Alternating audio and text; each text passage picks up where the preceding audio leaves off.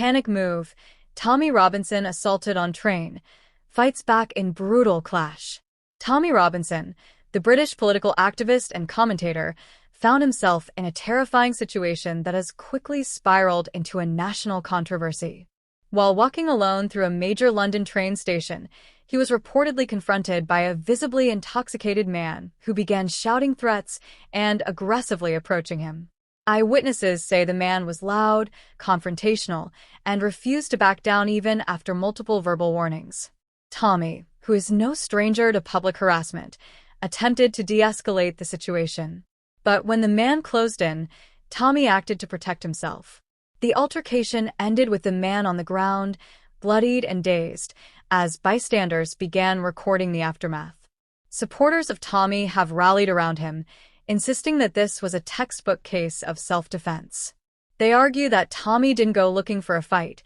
He was targeted while alone, without security, and forced into a split-second decision to protect his safety. London's major transport stations are saturated with surveillance cameras, and unless tampered with, that footage is expected to show that Tommy warned the man multiple times before making any physical move. To many, the entire incident reflects a growing reality where public figures, especially controversial ones, face real dangers simply for existing in public spaces. But almost immediately, a wave of media narratives emerged attempting to paint Tommy as the aggressor. Some outlets claimed he fled the country in the hours after the incident, implying guilt or evasion. This portrayal sparked outrage among his supporters, who quickly clarified that Tommy had prearranged international engagements, including media interviews, and that his travel had nothing to do with the altercation.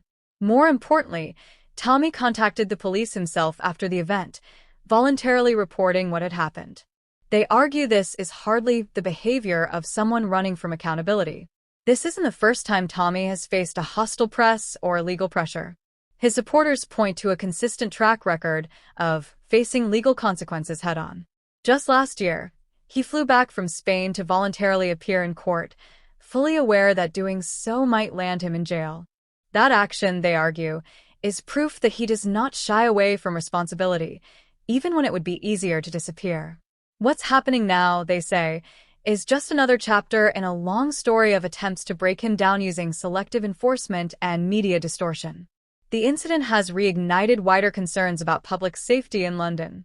With violent incidents on the rise and police resources increasingly stretched thin, many citizens feel abandoned by the justice system. Some have even stopped reporting crimes, convinced that nothing will come of it. In this environment, the idea of personal self-defense takes on greater urgency. Tommy's quick reaction, while controversial in some circles, resonates with those who believe people have the right to protect themselves when confronted by real danger, especially when the system seems more concerned with appearances than outcomes. The idea of two-tier justice has returned to the spotlight. Supporters argue that Tommy's treatment reflects a broader trend in which certain individuals are judged not by their actions, but by their reputations. They believe that if someone without a public profile had been in Tommy's position, cornered, threatened, and forced to respond, the story would have been reported very differently. They see a legal system that bends depending on who you are, what you believe, and how loudly you speak out. Now, Tommy's legal team has been activated, preparing for what could become a politically charged courtroom battle. With no clear estimate of the costs involved, supporters have turned to crowdfunding to finance his defense. Their appeal is simple. If someone can be criminalized for protecting themselves from an immediate physical threat, then no one is safe. This case, they argue, goes far beyond Tommy. It's about the fundamental right to defend oneself and to be treated fairly under the law, no matter your political background or public persona. This incident also comes at a time when broader discussions about justice, accountability, and safety are gripping nations around the world. In Canada, for instance, the recent federal snap election on April 28, 2025, saw Mark Carney rise to power with a strong message about sovereignty, national defense, and restoring trust in institutions. Canadians were promised a more secure future in the face of global instability. In some ways, Tommy's situation reflects similar issues. When people lose faith in the state's ability to protect them, they feel compelled to take that responsibility into their own hands. the parallels don't end there. Carney's election campaign focused on protecting Canadian interests and standing strong in a world of economic and political threats. Tommy's case, though on an individual scale, deals with a similar theme: protection in the face of hostility. Whether it's a person defending themselves on a train platform or a nation guarding its sovereignty, the message remains the same: security is not optional, and failure to provide it breeds chaos and resentment. Supporters argue this incident has become symbolic of a much larger issue. They ask what message is being sent if someone like Tommy is punished for defending himself while his attacker walks free or is conveniently ignored. What are ordinary people supposed to do when they find themselves in similar situations?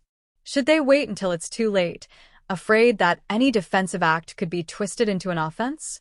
That fear, they say, is what truly threatens justice. This case, in their eyes, is not about violence. It's about narrative control. It's about who gets to define right and wrong when cameras are rolling, but the truth is up for debate. They warn that if public opinion is shaped entirely by hostile media and political opportunism, we'll lose the ability to see nuance, to evaluate situations fairly, and to defend those who truly need it. This is more than a fight for Tommy. It's a fight for the idea that fairness must apply to everyone. Panic move. Tommy Robinson assaulted on train. Fights back in brutal clash isn't just a headline. It represents a growing frustration with systems that seem more concerned with ideology than impartiality. Whether or not you agree with Tommy's politics, his right to defend himself when threatened should be non-negotiable. The world is watching how this case unfolds, not just to see what happens to Tommy Robinson, but to see what it means for the rest of us.